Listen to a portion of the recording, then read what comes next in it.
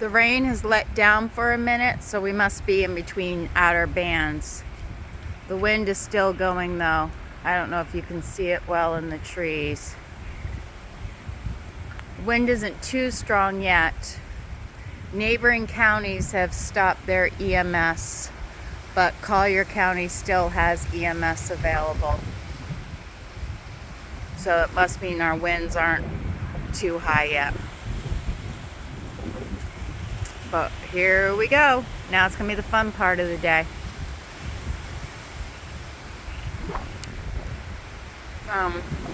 We don't have any major flooding or anything. So far, drainage is all working. Talk soon.